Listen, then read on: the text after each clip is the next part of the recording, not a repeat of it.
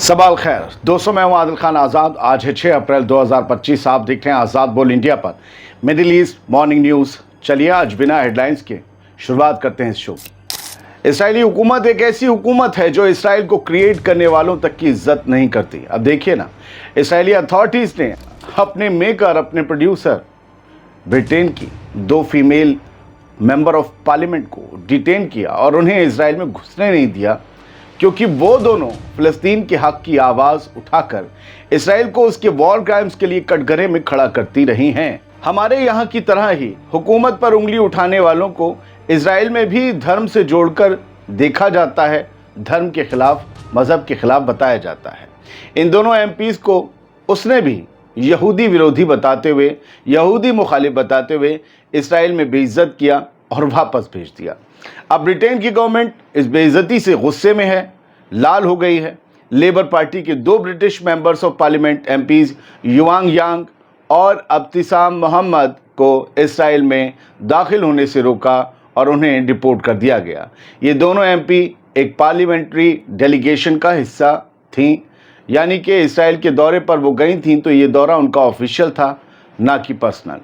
Israeli immigration ministry के मुताबिक उन्हें इसलिए रोका गया क्योंकि शक था कि वो आईडीएफ की एक्टिविटीज़ को डॉक्यूमेंट करेंगी। यानी आईडीएफ क्या कर रही है गज़ा के लिए या वेस्ट बैंक में, उसको कवर कर सकती हैं, उसको कैमरे में कैद कर सकती हैं और दुनिया के सामने हकीकत ला सकती हैं। एक डर ये भी था कि एंटी इसराइल नफ़रत फैलाने का इरादा रखती हैं, ये इल्ज़ाम था।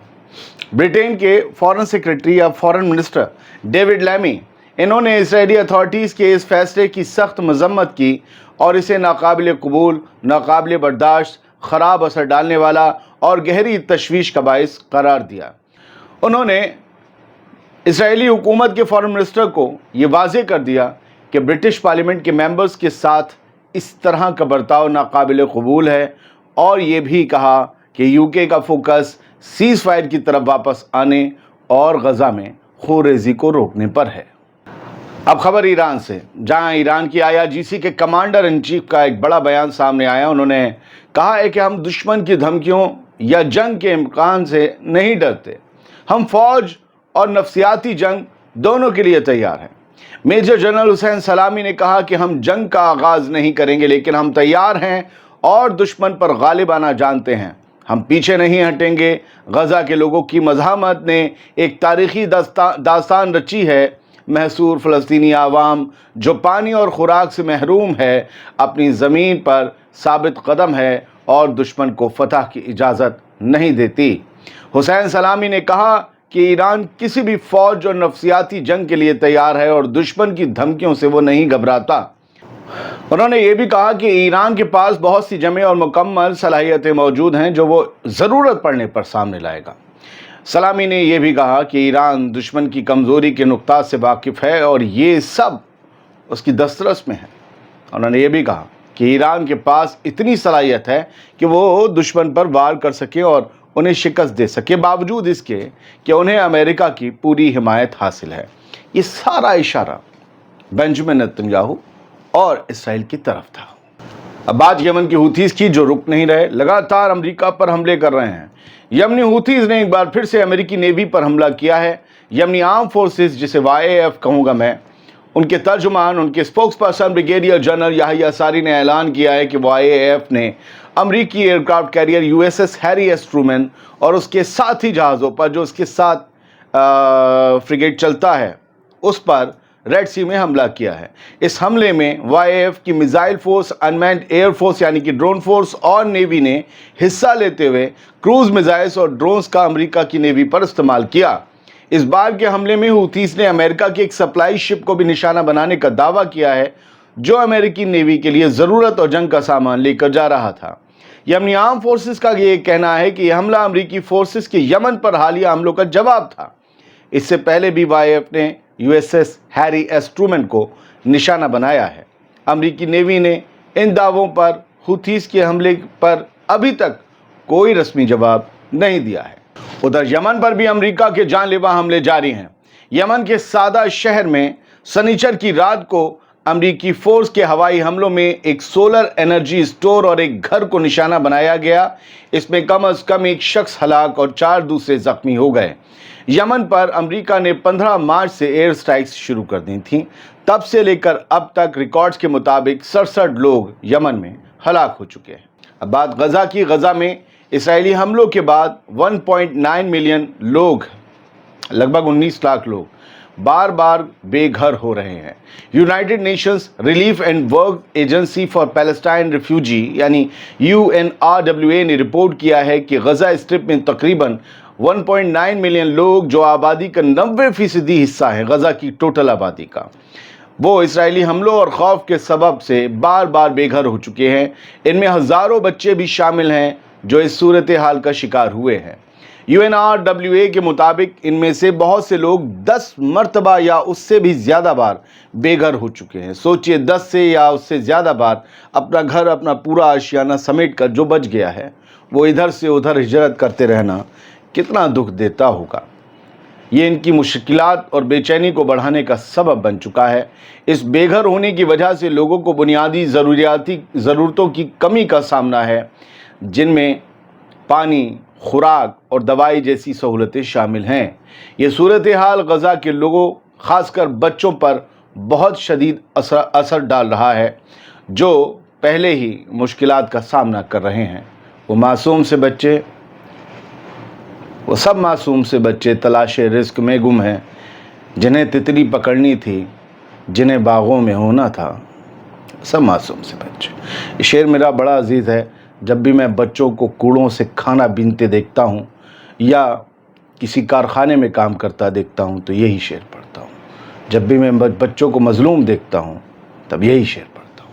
आगे कुछ और ख़बरें हैं और शेर व शायरी की बात हो रही थी, तो आपको याद दिलाता चलूँ या बता दूँ कि अब से उर्दू बहुत कम आएगी, क्योंकि बहुत से लोगों ने मैं जो उर्दू ज़ुबान का चाह रहा था तहफ़्फ़ुज़ हो, उसमें ये है, मतलब हिफाजत हो, तो उसमें ये लोग समझने लगे कि ये एक मुस्लिम चैनल है।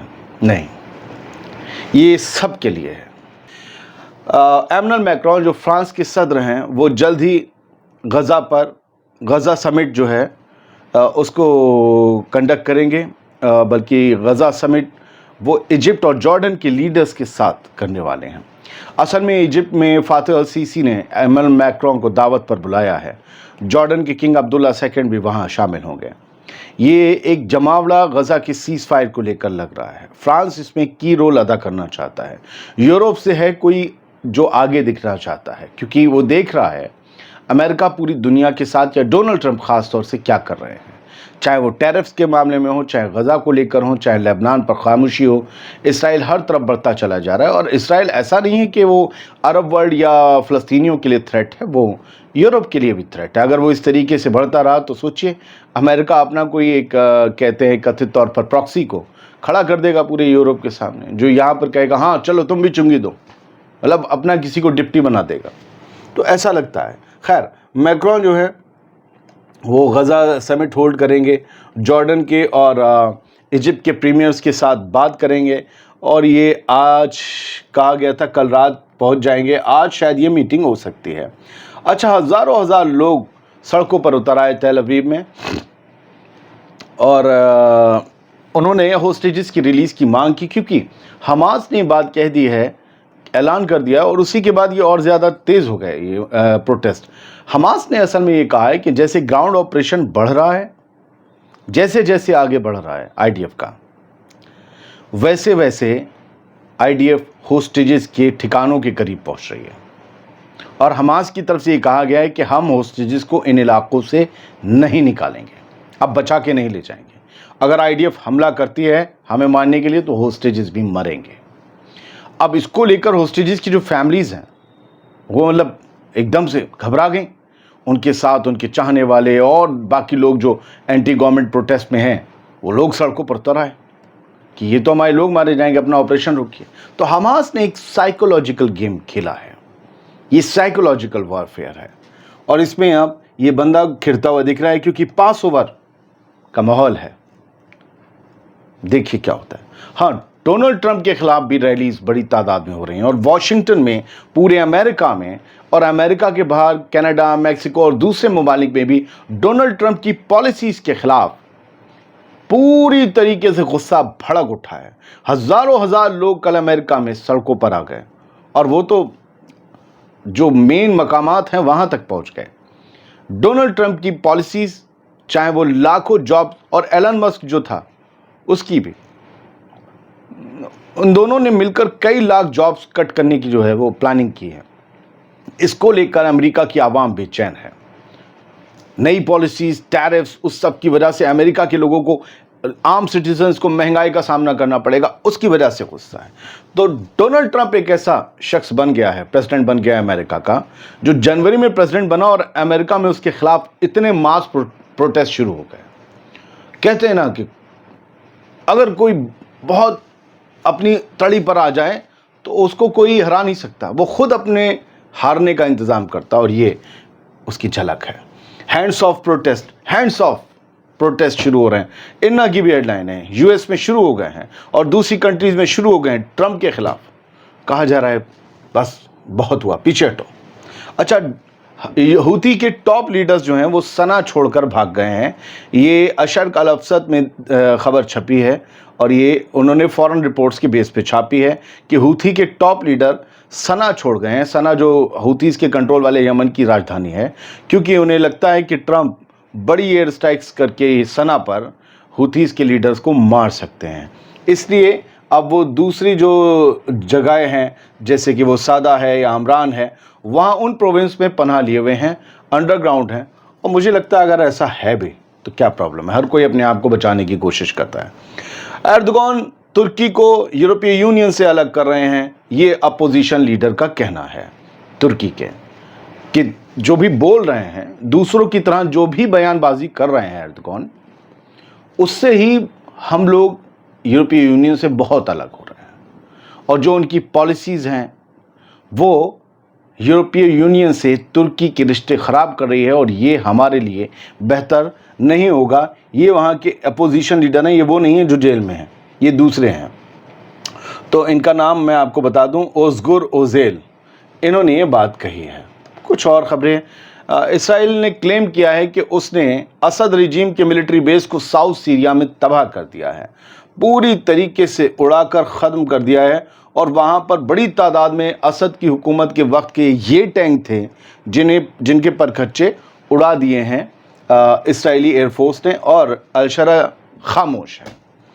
यूके ने वार्निंग दी है कि इसराइल की जो स्ट्राइक्स हैं सीरिया पर, उससे पूरा एंटायर रीजन डिस्टेबलाइज हो जाएगा, पूरे रीजन का माहौल ख़राब हो जाएगा। ब्रिटिश मिनिस्टर ऑफ स्टेट ने ये कहा है कि इसराइल को कंट्रोल करना ज़रूरी है, चाहे वो खुद को करे चाहे दूसरे लोग करें। बहुत बहुत शुक्रिया, सलामत रहिए, खुश रहिए।